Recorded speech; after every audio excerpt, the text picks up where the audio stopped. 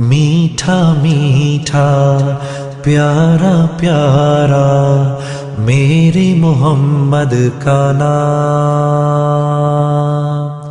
نحمده ونصلي على رسوله الكريم أما بعد فأعوذ بالله من الشيطان الرجيم بسم الله الرحمن الرحيم كل نفس ذائقة الموت أينما تكونوا يدرككم الموت ولو كنتم في بروج مشيدة قل إن الموت الذي تفرون منه فإنه ملاقيكم ثم تردون إلى عالم الغيب والشهادة فينبئكم بما كنتم تعملون صدق الله العظيم۔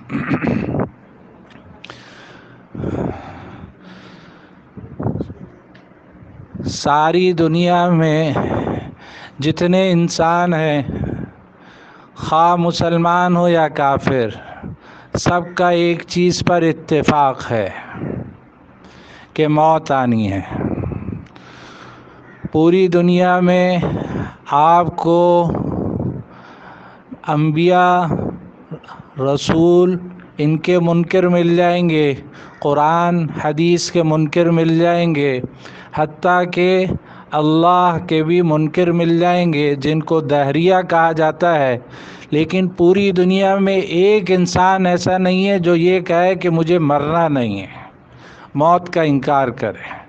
ہر ایک یہ کہتا ہے مرنا ضرور ہے، یہ ضرور ہے، موت آنی ہے، لیکن کب آنی ہے، کہاں آنی ہے، کیسے آنی ہے، یہ کسی کو نہیں پتہ۔ ایک چیز کا علم ہے، یقین ہے کہ موت آنی ہے، لیکن کب آنی ہے، کہاں آنی ہے، کیسے آنی ہے، تین چیزوں کا علم نہیں ہے۔ کتنی چیزوں کا علم نہیں ہے؟ کیا کیا؟ کیسے آنی ہے، اس کا دنیا میں کسی کو علم نہیں ہے، لیکن اتنا ضرور سب کو علم ہے کہ موت آنی ضرور ہے۔ کہ اللہ قرآن میں کہہ رہے ہیں کل من علیہ فان، ہر وہ جو بھی ہے زمین پر، جو بھی مخلوق ہے، اس کو فنا ضرور ہے۔ وَيَبْقَى وَجْهُ رَبِّكَ ذُو الْجَلَالِ وَالْإِكْرَامِ، تیرے رب کی ذات کو بقا ہے صرف۔ حتیٰ کہ ملک الموت جو موت کا فرشتہ ہے، اس کو بھی ایک نہ ایک دن موت آ جائے گی، وہ بھی مر جائیں گے۔ وجہ کائنات حضرت محمد مصطفیٰ صلی اللہ علیہ وسلم، جن کی وجہ سے ساری دنیا کو پیدا کیا گیا، وہ بھی اس دنیا سے رخصت ہو گئے۔ اللہ نے قرآن میں کہہ دیا تھا آپ کی حیات میں اِنَّكَ مَيِّتٌ وَإِنَّهُمْ مَيِّتُونَ، کہ آپ کو بھی موت آنی ہے، آپ بھی دنیا سے رخصت ہونے والے، اور ان کو بھی مرنا ہے، مرنا ضرور ہے۔ آپ علیہ السلام ارشاد فرمایا کرتے تھے کہ میں ایک لقمہ اٹھاتا ہوں، مجھے امید نہیں ہوتی کہ منہ کی طرف بھی جائے گا یا نہیں جائے گا، میں اس کو چبا سکوں گا بھی چبا سکوں گا۔ اوپر دیکھتا ہوں، امید نہیں ہوتی کہ نیچے بھی دیکھ سکوں گا یا نہیں دیکھ سکوں گا۔ دائیں طرف سلام پھیرتا ہوں تو بائیں طرف سلام پھیرنے کی امید نہیں ہوتی کہ بائیں طرف بھی سلام پھیر سکوں گا نہیں پھیر سکوں گا۔ ایک مرتبہ جبرائیل علیہ السلام حاضر خدمت ہوئے اور عرض کیا یا رسول اللہ احبب من شئت فإنک مفارق عش ما شئت فإنک میت، جس سے چاہیں آپ محبت کر لیں، ایک دن آپ کو اس سے جدا ہونا ہے، اور جتنا چاہیں جی لیں، آپ کو ایک نہ ایک دن مرنا ضرور ہے۔ جب حضرت علی رضی اللہ عنہ نے حضرت فاطمہ رضی اللہ عنہ کو قبر میں اتارا تو یہ اشعار پڑھے لِكُلِّ اجْتِمَاعٍ مِّن خَلِيلَيْنِ فُرْقَةٌ وَكُلُّ الَّذِي قَبْلَ الْمَمَاتِ قَلِيلُ إِنَّ افْتِقَادِي فَاطِمَةَ بَعْدَ أَحْمَدَ دَلِيلٌ عَلَىٰ أَلَّا يَدُومَ خَلِيلُ۔ ہر اجتماع کے لیے افتراق لازمی ہے، جو کچھ موت سے پہلے ہے وہ بہت تھوڑا ہے۔ میرا احمد صلی اللہ علیہ وسلم کے بعد فاطمہ رضی اللہ عنہ کو کھو دینا یہ دلیل ہے اس بات کی کہ کوئی دوست کسی دوست کے ساتھ ہمیشہ نہیں رہے گا، کہ مرنا ضرور ہے۔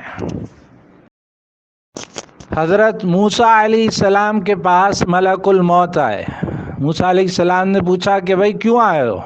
تو ملک الموت نے کہا آپ کی روح قبض کرنے کے لیے آیا ہوں. تو موسیٰ علیہ السلام جلالی پیغمبر تھے. تو موسیٰ علیہ السلام نے ایک تھپڑ رسید کیا. تو موسیٰ علیہ السلام کا ایک واقعہ آپ نے سنا ہوگا کہ جب اسرائیلی نے ان سے مدد مانگی تو انہوں نے قبطی کے ایک لگایا تو کیا ہوا تھا؟ فَوَكَذَهُ مُوسَىٰ فَقَضَىٰ عَلَيْهِ. وہ کیا ہو گیا تھا؟ چل بسا، مر گیا تھا. بھائی نبی کا مکہ، ایک نبی میں تو کتنی جان ہوتی ہے، اور یہ تو تھے بھی جلالی نبی. تو انہوں نے مارا تو اس فرشتے کی آنکھ نکل آئی، انسانی شکل میں آیا تھا. اللہ تعالیٰ کے پاس وہ فرشتہ پہنچا اور بتایا کہ بھائی آپ کے نبی تو مرنا نہیں چاہتے.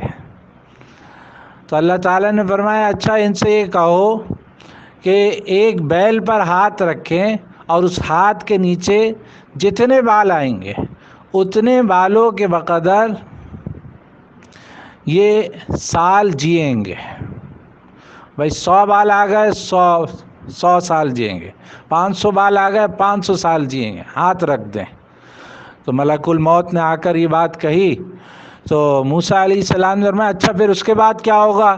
کیا اس کے بعد پھر مرنا ہوگا؟ تو موسیٰ علیہ السلام نے فرمایا جب مرنا ہی ہے، چاہے 500 برس جیوں یا 1000 برس جیوں، تو پھر ابھی ہی صحیح، ابھی ہی روح قبض کر لو. تو انہوں نے روح قبض کر لی. حضرت معاویہ رضی اللہ عنہ کے پاس ایک شخص آیا، مخزن اخلاق میں واقعہ لکھا ہے. حضرت معاویہ رضی اللہ عنہ نے پوچھا تمہاری عمر کتنی ہے؟ اس نے کہا 200 برس، 200 سال، اتنی عمریں ہوتی تھیں. تو حضرت امیر معاویہ رضی اللہ عنہ نے فرمایا دنیا کو کیسا پایا؟ انہوں نے کہا کہ کچھ ایام مصیبت میں کٹے، کچھ ایام راحت میں کٹ گئے.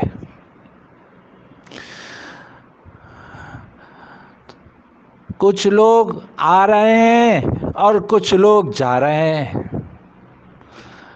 اگر آنے والوں کا سلسلہ رک جائے تو ایک دن دنیا ویران ہو جائے گی، اور جانے والوں کا سلسلہ رک جائے تو دنیا میں رہنے کی جگہ نہیں رہے گی. تو اس طرح اللہ دنیا کا نظام چلا رہے ہیں. کہ اچھا تمہاری کوئی خواہش ہے تو بتاؤ. تو اس نے کہا کہ جو زندگی گزر گئی ہے اس کو واپس لوٹا دیں، اور جو موت آنے والی ہے اس کو روک دیں. حضرت معاویہ رضی اللہ عنہ نے فرمایا یہ تو میں نہیں کر سکتا. تو اس بوڑھے آدمی نے کہا مجھے اس کے علاوہ اور کوئی خواہش نہیں ہے، کہ مرنا تو ہے، کہ ہر نبی، ہر فرشتے، ہر انسان کو، حاملان عرش کو، سب کو موت آنی ہے. کل نفس ذائقۃ الموت، ہر نفس کو موت کا ذائقہ چکھنا ہے. کہ جب اللہ تعالیٰ کسی کی موت کا ارادہ کر لیں، جب اللہ تعالیٰ کسی کے مارنے کا ارادہ کر لیں تو کوئی اس کو بچا نہیں سکتا. اینما تکونوا یدرککم الموت ولو کنتم فی بروج مشیدہ. اللہ کہنا اگر تم مضبوط قلعوں میں چلے جاؤ پھر بھی موت تمہیں وہاں آ کر رہے گی. قل ان الموت الذی تفرون منہ فانہ ملاقیکم، وہ موت جس سے تم بھاگ رہے ہو وہ تم کو آ کر رہے گی. کہ موت کا وقت مقرر ہے. اذا جاء اجلهم فلا يستاخرون ساعة ولا يستقدمون، کہ آگے پیچھے نہیں ہو سکتی. موت کا وقت مقرر ہے کہ جو وقت ہے اس وقت میں آنی ہے، اس سے کوئی بھاگ نہیں سکتا. کہ وہ کہے کہ بس اب میں بھاگ جاؤں موت سے، ایسا نہیں ہو سکتا. اللہ نے بچانے کا ارادہ کر لیا تو کوئی مار نہیں سکتا. کہ اللہ نے طے کیا ہوا ابھی موت نہیں آنی، چاہے آپ کچھ کر لیں موت نہیں آنی، موت نہیں آنی. وہ کہتا ہے کہ بھائی میں موت کے منہ سے بچا. انہوں نے کہا موت کا وقت ہی نہیں تھا، منہ سے کہاں سے بچ گئے تم؟ کہا مرتے مرتے بچاؤں میں. کب مرتے مرتے بچ ہی نہیں سکتے، جب مرنا تھا اس وقت بچ ہی نہیں سکتے، اس وقت تمہیں مرنا ہی مرنا ہے۔ ایک بزرگ گزرے ہیں، ان کا نام تھا عبد الرحمن بن ابی نعم بجلی رحمۃ اللہ علیہ۔ ان کے بارے میں مشہور تھا کہ اگر ان کو یہ کہہ دیا جائے کہ کل آپ کی موت آنی ہے تو ان کی حالت پہ ذرا بھی تغیر نہیں آئے گا، یہ اپنے معمولات ویسے ہی رکھیں گے جیسے چل رہے ہیں۔ کیوں؟ کیونکہ ہر دن کو وہ آخری دن سمجھتے ہیں، ہر لمحے کو آخری لمحہ سمجھتے ہیں، اس طرح وہ زندگی گزار رہے ہیں۔ تو انہوں نے کیا؟ مرنے کا خوف، سمجھیں۔ تو یہ نکلے وعد و نصیحت کرنے کے لیے، کس کو؟ اس زمانے کے ظالم بادشاہ کو، جس کی تلوار سے نہ صحابہ بچے تھے نہ تابعین بچے تھے، لاکھوں انسانوں کو اس نے اپنی تلوار کے گھاٹ اتار دیا تھا۔ وہ کون تھا؟ حجاج بن یوسف۔ حجاج بن یوسف کو ظلم سے کہ وہ باز آ جائے اس کو نصیحت کرنے گئے، حجاج بن یوسف کو تو وعد و نصیحت کرنا شروع کر دی۔ حجاج بن یوسف تو لال پیلا ہونے لگا اور غصے میں آ گیا، تو انہوں نے ان کو تحفہ دیا۔ کیا تحفہ دیا؟ وعد و نصیحت کے بعد کہا کہ ان کو کوٹری میں بند کر دو، ایسی کوٹری کہ جہاں نہ دھوپ آتی ہو، نہ آسمان نظر آتا ہو، اور نہ کھانے کی کوئی چیز جائے گی، نہ پینے کی کوئی چیز جائے گی، بس ایسی جگہ ان کو بند کر دو، زندگی کے کوئی آثار نہیں اور موت کے ساری علامتیں موجود، سارے اسباب موجود، کیا مرنا یقینی ہے، سمجھے۔ اب اس نے تو یہ سوچا تھا کہ میں ماروں گا۔ 15 دن کے بعد حجاج بن یوسف نے اعلان کیا اور کہا اپنے خدام کو کہ جاؤ دروازہ کھولو، ان کی لاش کو دفنا دو۔ گئے خادم، دروازہ کھولا تو وہ کھڑے ہوئے نماز پڑھ رہے تھے، کھڑے ہوئے نماز پڑھ رہے تھے۔ اذا حزبه امر فزع الى الصلاة، جب کوئی مشکل کام پیش آتا تو آپ نماز کی طرف متوجہ ہو جاتے تھے، نماز نہیں چھوڑتے تھے۔ جب پریشانی آتی تھی مسجد کی طرف بھاگ جاتے تھے صحابہ، حضور صلی اللہ علیہ وسلم مسجد کی طرف دوڑے چلے آتے تھے، مسجدیں نہیں بند کی جاتی تھیں، مسجد کی طرف آتے تھے کہ اللہ کے دربار میں جائیں گے تو مسئلے حل ہوں گے، اللہ کے دربار میں جائیں گے تو مسئلے حل ہوں گے۔ مسائل کا حل تو یہاں پر ہے۔ مسائل کہاں سے آ رہے ہیں؟ اوپر سے آ رہے ہیں یا نیچے سے آ رہے ہیں؟ اوپر سے آ رہے ہیں۔ پریشانیاں، بیماریاں، ساری چیزیں اوپر سے آ رہی ہیں، تو اس کا حل بھی اوپر ہی والا ہی کرے گا۔ ہر مسئلے کا حل، ہر پریشانی کا حل اللہ کی طرف رجوع ہے، اللہ کے دربار میں آنا ہے، استغفار اور توبہ کر رہے ہیں۔ پہلے زمانے میں شہروں کے دروازے ہوا کرتے تھے کہ بھائی دروازے بند کر دیے جاتے تھے تو اب شہر کے کوئی اندر نہیں آ سکتا اور شہر کے کوئی باہر نہیں جا سکتا۔ وہ دروازے بڑے بڑے دروازے ہوتے تھے، جیسے آج کل چھوٹی چھوٹی سوسائٹیاں بنتی ہیں ہمارے شہر میں کہ بھائی مین دروازہ وہاں، اس کے لیے سوسائٹی جو ہے پیک ہے، اب اس کے اندر کوئی نہیں جا سکتا، دروازہ بند ہو گیا ہے، اور نہ اندر والا کوئی باہر آ سکتا ہے۔ آپ میں سے کوئی حرمین شریفین گیا ہوگا تو حرم میں، بیت اللہ میں کئی چھوٹے دروازے ہیں اور کئی بڑے بڑے بھی دروازے ہیں، باب عبدالعزیز اور اس طرح نام رکھے ہوئے بڑے بڑے دروازوں کے۔ جب وہ دروازے بند کر دیے جاتے ہیں تو اندر والا باہر نہیں آ سکتا اور باہر والا اندر نہیں آ سکتا۔ تو اسی طرح پہلے دہلی شہر میں، اس طرح اور مختلف علاقوں میں دروازے بند کر دیے جاتے تھے۔ تو ایک موقع پر ایک بادشاہ نے دروازے بند کروا دیے اور کہا کہ باہر والا اندر نہیں آئے گا اور اندر والا باہر نہیں جائے گا۔ سب لوگوں نے دروازے بند کر دیے۔ تو خیر لوگ پریشان تھے کہ وزیر پریشان تھے کہ بادشاہ نے کیوں بند کروایا ہے، اور آپ کو معلوم ہے جو سب سے زیادہ سمجھدار ہوتا ہے وہی بادشاہ بنایا جاتا ہے نا.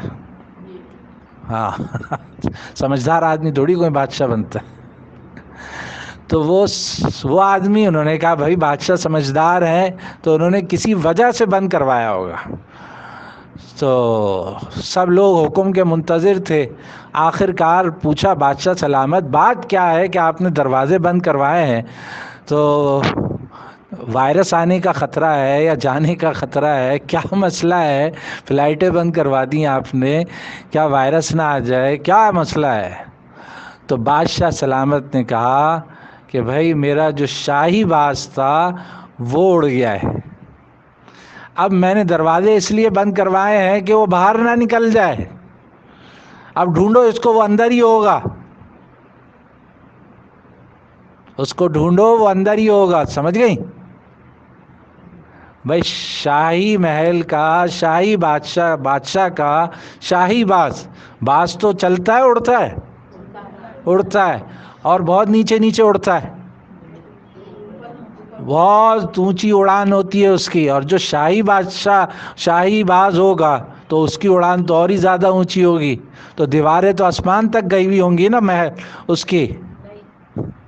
تو اس نے کہا عقل مند بادشاہ نے کہ دروازے اس لیے بند کروائے ہیں کہ باز باہر نہ چلا جائے. صحیح کیا اس نے؟ غلط کیا. ہاں تو سمجھدار تھا نا بادشاہ. تو انہوں نے کہا بھائی ساری فلائٹیں بند کروا دو، ساری چیزیں بند کروا دو، وائرس نہ آ جائے، بیماری نہ آ جائے. کہا بھائی یہ بیماری نہ ادھر دروازوں سے آتی ہے نہ جاتی ہے، سننا یہ بیماری تو اوپر سے آئی ہے اور اوپر والے ہی لے کے جائے گا، آپ دروازے جتنے بند کر لیں. سننا جب اللہ نے جو چاہنا ہے جس وقت چاہنا ہے وہ ہو کر رہے گا. سننا کہ آپ جتنی احتیاطی تدابیر اختیار کر لیں تو آپ کہیں گے مولوی صاحب یہ تو علماء کہہ رہے ہیں احتیاط کرو، اتنے بڑے بڑے علماء، اور آپ کہہ رہے ہیں احتیاط نہیں کرو. میں نے نہیں کہا احتیاط نہیں کرو، لیکن جب آنی ہے تو آنی ہے، چاہے جتنی احتیاط کر لیں. کہ ایک آدمی 100 منزلہ سے گرتا ہے بچ جاتا ہے، اور ایک آدمی چلتے چلتے گر کے مر جاتا ہے. احتیاط اپنی جگہ پر ہے، لیکن احتیاط کو عقیدہ تھوڑی بنا لینا چاہیے کہ وہ یقین تھوڑی بن جائے کہ جو احتیاط کرے گا وہ بچے گا، جو احتیاط نہیں کرے گا وہ مر جائے گا. تو ہماری یہاں احتیاط یقین کے درجے میں آ گئی ہے. دیکھیں آپ علیہ الصلاۃ والسلام نے ارشاد فرمایا کہ جو بیماری اللہ تعالیٰ نے اتاری ہے اس کی دوا بھی اللہ نے اتاری ہے. جو بیماری اللہ نے اتاری اس کی دوا بھی اللہ نے اتاری ہے. ایسا نہیں ہے کہ کوئی بیماری نہ ہو اس کی دوا نہ ہو. ہاں دریافت نہ ہو رہی ہو لوگوں کو، انسانوں کو معلوم نہ ہو رہی ہو، وہ انسانوں کا مسئلہ ہے، لیکن بیماری کی دوا نہ ہو یہ ایسا ہو نہیں سکتا. اب آپ سے میں کچھ سوالات کرتا ہوں، آپ بتائیں کہ بیماری کا آنا یقینی ہے یا غیر یقینی ہے؟ یقینی ہے. ہر آدمی بیمار ہوگا یہ یقین ہے؟ بیماری کا آنا یقینی نہیں ہے. دوسرا سوال، بیماری کے بعد کوئی آدمی بیمار ہو جاتا ہے تو اس کے بعد مرنا یقینی ہے یا نہیں ہے؟ مرنا یقینی تو نہیں ہے نا، غیر یقینی چیز ہے. بہت سارے لوگ صحت مند ہو جاتے ہیں اور ہو ہی جاتے ہیں. سننا تو بیماری کا آنا یقینی نہیں، اور بیماری کے بعد صحت کا نہ ملنا یقینی ہے. صحت کا نہ ملنا یقینی ہے؟ یقینی نہیں ہے. صحت مل بھی سکتی ہے، سمجھائے دونوں چیزیں یقینی نہیں ہیں. بیماری کا آنا یقینی نہیں، بیماری کے بعد مرنا یقینی نہیں. لیکن مرنا، موت کا آنا یقینی چیز ہے. ہر آدمی کو مرنا ہے یا نہیں ہے؟ مرنا ہے. اور موت کے بعد پھر دوبارہ زندہ ہونا ہے؟ نہیں دنیا میں دنیا میں نہیں آنا. موت آنی ہے یہ سب کو یقین ہے، اور موت کے بعد پھر دوبارہ دنیا میں آنا ہے یہ کوئی بھی نہیں آئے گا، یہ سب کو یقین ہے. دیکھیں جو یقینی چیز ہے اس کی فکر کوئی نہیں، اور جو غیر یقینی چیز ہے اس کی اتنی فکر ہے کہ بھائی سلام نہیں کرو، مارکیٹیں بند کرو، بھائی ماسک لگا لو، بھائی یہ کر لو، بھائی یہ کر لو، بھائی وہ کر لو، یہ کر لو، وہ کر لو. اتنے واٹس ایپ بھیجو کہ لوگوں کا دماغ خراب ہو جائے، کہ وہ کہتے ہیں نا کہ اتنا وہم ڈالو کہ وہ وہمی بن جائے. حضرت تھانوی رحمہ اللہ نے فرمایا ایک شخص تھا، ایک شخص تھا کہ جو ہر وقت یہ سوچتا رہتا تھا کہ شیر آیا اور اس نے پیٹھ پر پنجہ مارا اور اس کی پیٹھ سے خون نکلنے لگا، یہ سوچتا رہتا تھا. ایک دن کیا ہوا کہ اس کی پیٹھ پر پنجے کے نشان تھے اور خون نکل رہا تھا، حالانکہ شیر نہیں آیا تھا. کہ جب آدمی وہم میں مبتلا ہو جائے تو وہ وہم یقین بن جاتا ہے، جو آدمی شک میں مبتلا ہو جائے تو وہ یقین بن جاتا ہے. تو اتنی احتیاط کو تذکرہ کیا جا رہا ہے، بولا جا رہا ہے، یہ ہو رہا ہے، وہ ہو رہا ہے، یہ ہو رہا ہے، وہ ہو رہا ہے، کہ لوگ خوف زدہ ہو گئے ہیں.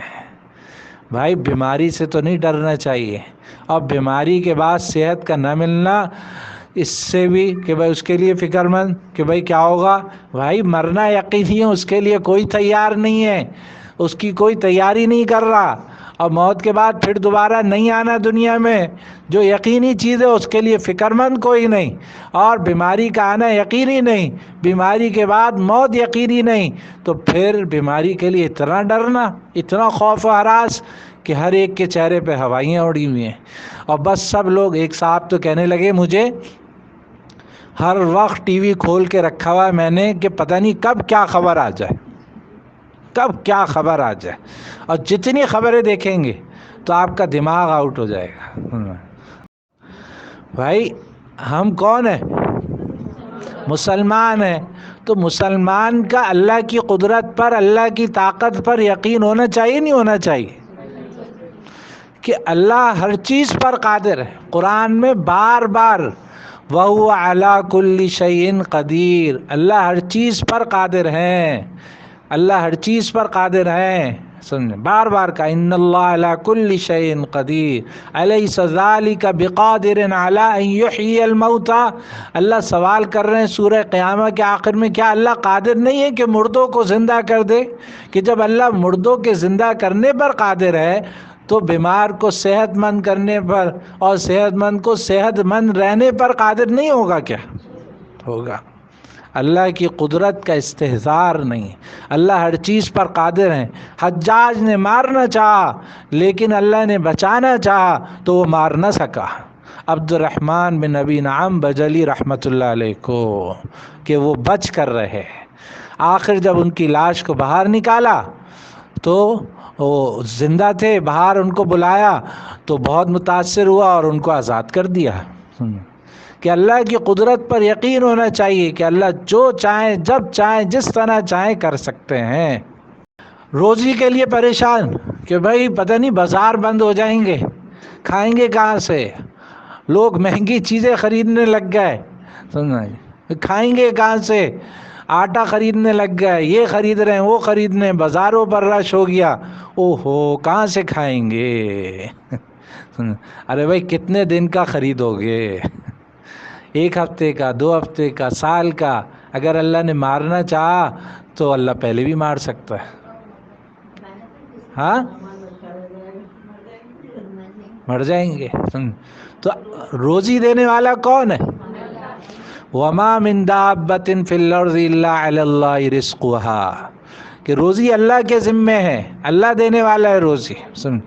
آپ کو شاید معلوم ہو یہ بات، آپ کے علم میں ہو یہ شاید یہ بات کہ جب کوا انڈے دیتا ہے، بچے دیتا ہے، انڈے دیتا ہے. انڈا جب دیتا ہے تو اس انڈے سے بچے نکلتے ہیں، تو اس بچے کے پر ہوتے ہیں؟ نہیں ہوتے. اس کے اندر اتنی بدبو ہوتی ہے اس کے بچوں میں کہ کوے کی ماں ہی چھوڑ کر چلی جاتی ہے کوے کے اپنے بچے کو، اتنی بدبو آ رہی ہوتی ہے۔ لیکن آپ نے دیکھا ہے کیا کوے مر گئے ہوں سارے، پیدا ہوتے ہی مر رہے ہوں؟ جب وہ نہ اڑنا جانتا ہے، وہ نہ اس اپنی روزی تلاش کرنا جانتا ہے، صرف چونچ کھول سکتا ہے، ماں اس کی چلی گئی ہے، چونچ کھولتا ہے، کچھ چھوٹے چھوٹے چیزیں اس کے منہ میں آتی ہیں، فوراً وہ بند کر لیتا ہے۔ اس طرح کھا کھا کے وہ بڑا ہوتا ہے، اور پھر اللہ تعالیٰ اس کو بڑا کر دیتے ہیں، پر دے دیتے ہیں، پھر وہ اپنی روزی حاصل کرتا ہے۔ تو روزی تو اللہ کے ہاتھ میں ہے۔ ہمارے یہاں کیا ہوتا ہے کہ بھائی دیکھیں آپ، بوڑھے والدین جو ہے اپنی اولاد کے لیے ذریعہ بنتے ہیں پالنے کا۔ 5 بچے ہوں تب بھی قبول ہے، 10 بچے ہوں تب بھی قبول ہے۔ والدین، خاص طور پہ ماں، خود نہیں کھاتی، اپنی اولاد کی فکر کرتی ہے، نہیں میرے بچے کھا لیں۔ یہی ہوتا ہے نا، یہ تو نہیں ہے نا ماں خود کھا رہی ہو اور بچوں کو کہے نہیں بھوکے سو جاؤ، ایسا تو کوئی ماں نہیں کرتی۔ لیکن کیا ہوتا ہے جب یہی ماں باپ بوڑھے ہو جاتے ہیں تو کیا ہوتا ہے، 10 بچوں پر بھاری ہو رہے ہوتے ہیں، ہر ایک کہتا ہے تم سنبھال لو، ہر ایک کہتا ہے تم سنبھال لو۔ بھائی ہم نہیں کر سکتے ماں باپ کا، اور پھر کبھی کہتے نہیں چلو ایک وقت کا ہم دے دیں گے، ایک وقت کا تم دے دینا۔ کہا بھائی چند دن ہمارے پاس رہیں گے، چند دن تمہارے پاس رہیں گے۔ وہ گھومتے رہتے ہیں بیچارے کہ وہ بوجھ بن رہے ہوتے ہیں، حالانکہ روزی انہی کے برکت سے آ رہی ہے۔ آپ علیہ السلام نے فرمایا غون الضعفاء، کمزور لوگوں کو تلاش کرو، انما ترزقون تنصرون بضعفائکم، میرے لیے تم کمزور لوگوں کو تلاش کرو، ان کے حقوق ادا کرنے کے لیے تلاش کرو، تم کو روزی دی جاتی ہے، تمہاری مدد کی جاتی ہے کمزوروں کی برکت سے۔ بچے نہیں تھے، روزی کم تھی، جیسے ہی بچے ہو جاتے ہیں روزی بڑھنا شروع ہو جاتی ہے۔ وہ کہتے ہیں 2 بچے وہی اچھے، چھوٹا گھرانہ بدحال گھرانہ، خوشحال گھرانہ، بدحال گھرانہ، جس کے کم بچے ہوں گے اس کا گھرانہ بدحال ہوگا۔ اگر خاص طور پر ایسا کیا، اوپر سے معاملہ ہے تو وہ اور بات ہے، تو کہ بھائی بچے زیادہ ہو گئے تو اب ان کو کھلائیں گے کہاں سے؟ اللہ قرآن میں کہہ رہے ہیں وَلَا تَقْتُلُوا أَوْلَادَكُمْ خَشْيَةَ إِمْلَاقٍ، اپنی اولاد کو مفلسی کے خوف سے قتل نہ کرو، ہم ان کو روزی دیتے ہیں اور تمہیں بھی ہم ہی روزی دیتے ہیں، تم اپنی روزی خود تھوڑی کرتے ہو، روزی تو ہم تمہیں دیتے ہیں۔ دیکھیں صنف نازک کس کا نام ہے؟ عورت کا نام ہی صنف نازک رکھا ہے۔ کیا مطلب؟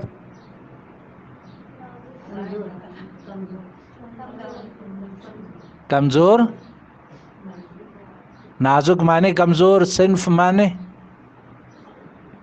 طاقتور، صنف مانے قسم، کمزور قسم ہے یہ، یعنی عورت کو اللہ نے صنف نازک کہا، یعنی سب سے کمزور مخلوق ہے۔ نہیں آپ نے تو دیکھا ہوگا بعض عورتیں تو مردوں کی پٹائی کر دیتی ہیں۔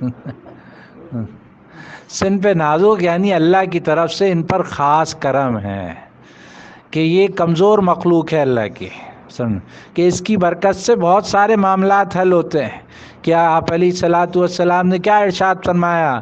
تزوجوا النساء فإنهن یاتین بالمال، کہ عورتوں سے نکاح کرو، ان کی برکت سے کیا آئے گا؟ مال آئے گا، کیونکہ عورت صنف نازک، اب اس کے ذریعے سے بچے آئیں گے تو وہ بھی اللہ کی ضعیف مخلوق، اب اس کے ذریعے سے گھرانہ بن رہا ہے، یہ صنف نازک ہے، اس کا خیال کرو، سمجھے؟ اس کی برکت سے اللہ تمہیں کیا کریں گے؟ مال دیں گے، جہیز میں مال آئے گا، گھر داماد بن جائیں گے، روزی میں برکت شروع ہو جائے گی، اللہ دینے لگ جائیں گے۔ تو بھائی ایک میں جب اللہ آپ علیہ الصلاۃ والسلام فرما رہے ہیں تو 4 میں کتنی روزی بڑھ جائے گی؟ کم ہو جائے گی؟ ہاں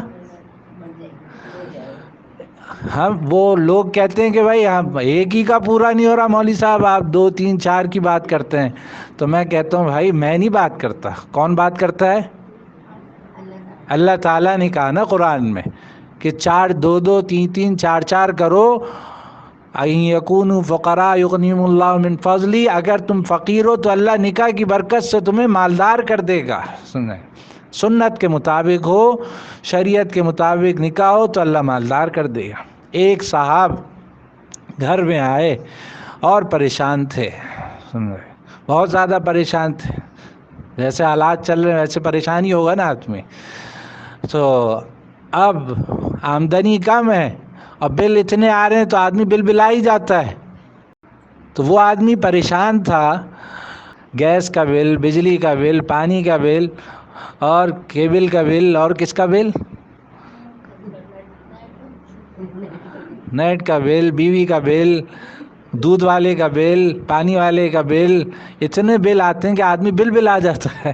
سمجھا کہ بل بلا جاتا ہے. وہ تو بل بلائے ہوئے تھے اور اتنے ٹیکس، انکم ٹیکس، فلاں ٹیکس، یہ ٹیکس، تو وہ بل بلائے ہوئے تھے، پریشان تھے. گھر میں آئے، اب بیوی تو پہچان جاتی ہے نا شوہر کو دیکھ کر کہ بھائی میرا میاں پریشان ہے، لیکن وہ اس پریشانی کو اس نے کہا بھائی ہوں گے پریشان.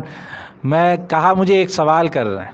اس نے کہا اللہ کی بندی ابھی کچھ نہ کہو، نہ کچھ پوچھو، میں بہت پریشان ہوں. اس نے کہا نہیں، بس میں ایک بات پوچھنا چاہتی ہوں، ایک سوال کرنا چاہتی ہوں، اس کا آپ جواب دے دیں. عورتوں کا ایک ہی سوال ہوتا ہے، اسی کے بارے میں وہ ڈرتی رہتی ہیں. تو اس عورت نے کہا کہ مجھے یہ بتائیں کہ آپ مجھ سے کتنی محبت کرتے ہیں. کیا سوال کیا کہ آپ مجھ سے کتنی محبت کرتے ہیں؟ تو اس نے کہا اے اللہ کی بندی، تو جا چائے بنا، کافی بنا، میں تجھ سے بہت بہت محبت کرتا ہوں، چلی جا. ابھی مجھے میرا دماغ نہیں خراب کر، میں بہت پریشان ہوں. لیکن ہوگی کراچی کی. تو اس نے کہا کہ نہیں، بتاؤ تم، آج تو میں فیصلہ کروا کر جاؤں گی کہ مجھے بتاؤ تم کہ کتنی محبت کرتے ہو.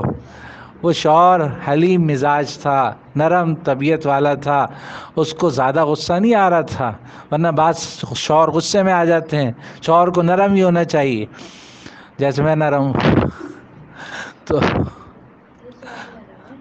تو اس نے کہا کہ دیکھ، لیلا مجنو آپس میں جتنی محبت کرتے اس سے کہیں زیادہ میں تجھ سے محبت کرتا ہوں.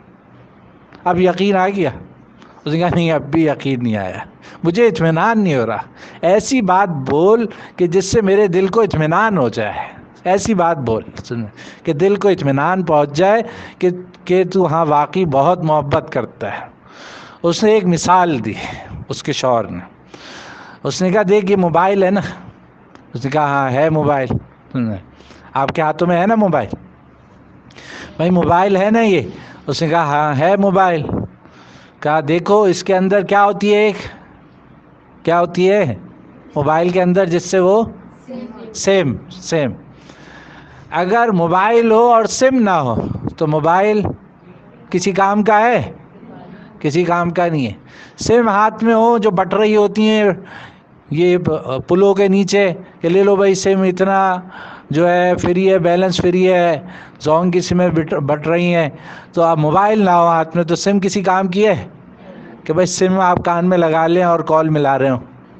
کسی کام کا نہیں ہے. موبائل سم کے بغیر بیکار، سم موبائل کے بغیر بیکار، موبائل سم کے بغیر ادھورا، سم موبائل کے بغیر ادھورا. اس نے کہا دیکھ میں تیرے بغیر بیکار، تو میرے بغیر بیکار، میں تیرے بغیر ادھورا، تو میرے بغیر ادھوری. ہم جب دونوں ملیں گے، جیسے موبائل اور سم ملتے ہیں تو کام کرتا ہے، اس طرح جب ہم دونوں ملتے ہیں تو گاڑی چلتی ہے. سمجھ؟ اس نے کہا ہاں اب مجھے یقین آ گیا، اب یقین آ گیا. وہ گئی بڑے شوق ذوق کے ساتھ کیا کرنے؟ چائے بنانے گئی. تو جو پاس بیٹھے ہوئے تھے اس کا کوئی دوست تھا، کوئی تھا بیٹھا ہوا تھا. اس نے کہا یہ اللہ کی بندی بہت سیدھی ہے، اس کو نہیں پتہ چائنا کے موبائل میں 4 سمیں ڈلتی ہیں.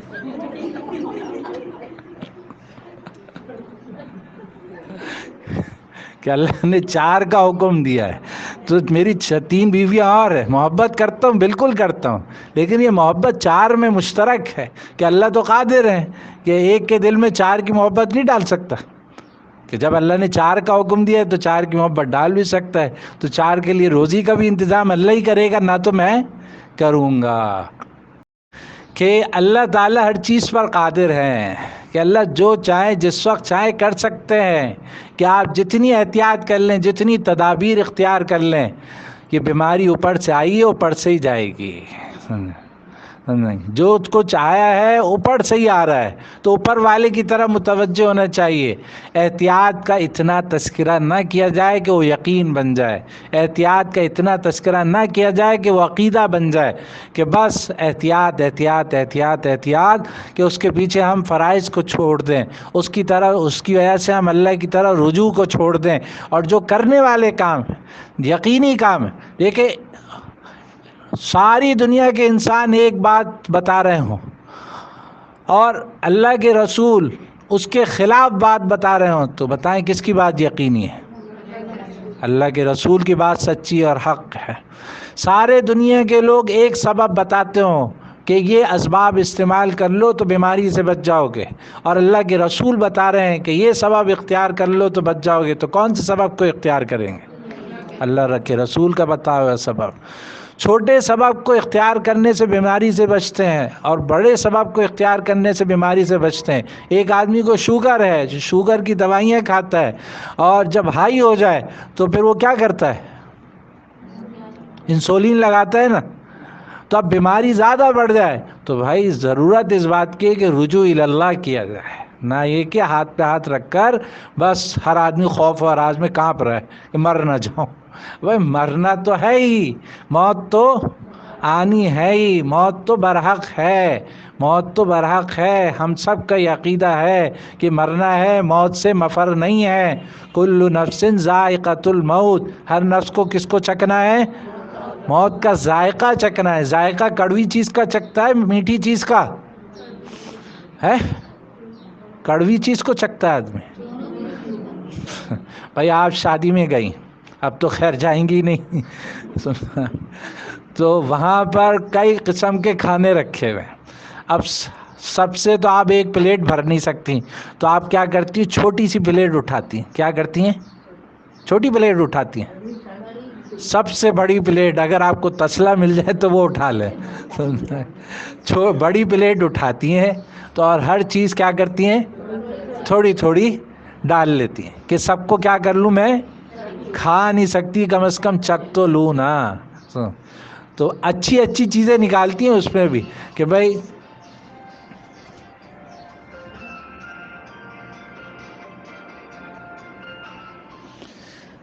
اچھی اچھی چیزیں نکالتی ہیں اس میں بھی، کہ بھائی جو زیادہ مزیدار ہوں وہ نکالوں۔ یہ بریانی، قورمہ اور یہ ساری چیزیں تو کھاتی رہتی ہوں، فاسٹ فوڈ کھاؤں گی، اور یہ ساری چیزیں ٹکا وغیرہ یہ چیزیں کھاؤں گی بس۔ تو اچھی چیز کو آدمی چکا کرتا ہے۔ تو موت اچھی چیز ہے اس کے لیے جس نے موت کی تیاری کی ہے۔ جو موت کے لیے تیار ہے، موت کے لیے تیاری کی ہے، وہ اس کو چکے گا، اور فرشتے آئیں گے اور اس کی روح نکال کر لے کر جائیں گے۔ ہر ایک چاہے گا میں اس کی روح نکالوں، ہر فرشتہ، اور بڑا اس کا اعزاز اور اکرام ہوگا۔ ایسے روح نکل جائے گی جیسے کبھی آپ آٹا گوندتی ہیں، تو آٹا گوندھ لیا اور آپ کا بال آٹے میں گر گیا تو وہ بال آرام سے نکلتا ہے، مشکل سے نکلتا ہے؟ آرام سے نکل جاتا ہے۔ اسی طریقے سے آرام سے روح نکل جائے گی، آرام سے انسان کی موت آ جائے گی۔ کون؟ جو موت کے لیے تیار ہے، فکر مند ہے، اور اس نے موت کی تیاری کی ہوئی ہے۔